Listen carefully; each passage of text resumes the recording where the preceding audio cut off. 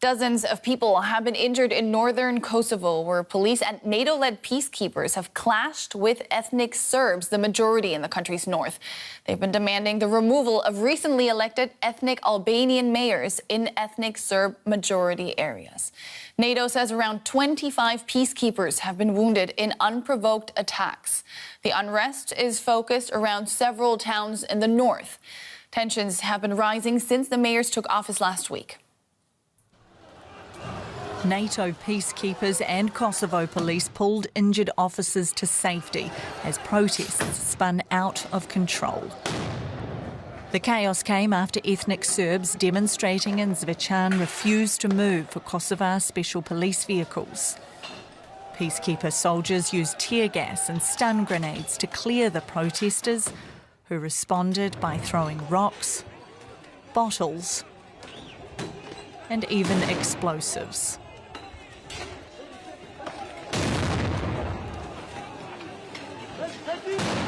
Cars were also set alight as demonstrators demanded the removal of ethnic Albanian officials from local office.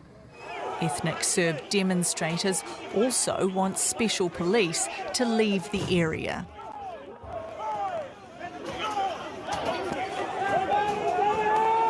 Special police currently deployed inside and outside the municipal building should withdraw with their armored vehicles.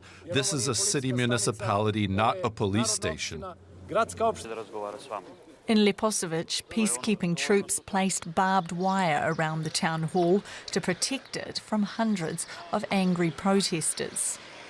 The clashes are the latest in a string of incidents which have added to growing regional tensions.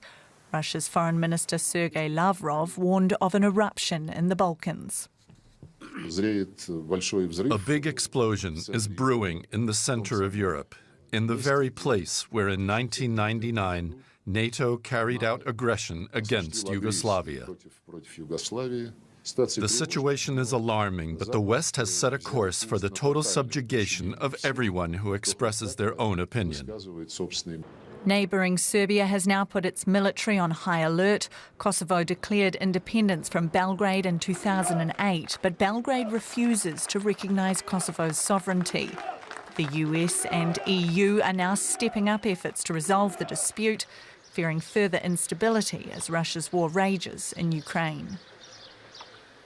And I'm joined now by Florian Bieber. He's a professor of Southeast European history and politics at the University of Graz. Welcome to DW. Now, the conflict between ethnic Serbs and Kosovo Albanians is deeply rooted in the past. Why do tensions persist to this day, and what exactly triggered this new violence? Well, I mean, the core reason overall is, of course, that Serbia still does not recognize Kosovo's independence and has a strong control over the Serb community in the north of Kosovo through its political party and power structures.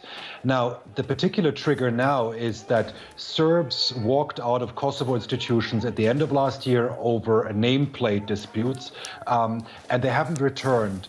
Now, in response, Kosovo organized elections, but they were boycotted by most Serbs. So the mayors elected in the northern municipalities are Albanians and don't represent the local community. So many Serbs are understandably kind of alienated by those mayors. But of course, on the other side, it's been from Belgrade's side that this boycott has been instigated against in these elections. And so there's really no credible authority in those municipalities at the moment. And when Pristina, when the authorities of Kosovo tried to install those mayors, we've seen this violence, which to some degree seems to be locally grown and to some degree seems to be also provoked and encouraged by Belgrade. How likely do you think it is that this violence will spiral out of control?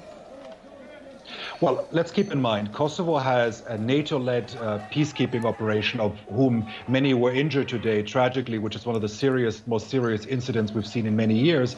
But that's very clear that if Serbia were to cross the border into Kosovo, those troops would be there, and that would be basically a conflict between Serbia and NATO, and I think nobody is imagining this at the moment. So when he says he's not going to stand by, this is mostly idle talk, which he likes to do, but you know, he really can't afford an open confrontation with NATO at this particular juncture. That was Florian Bieber in Graz. Thank you so much for your analysis. Thank you.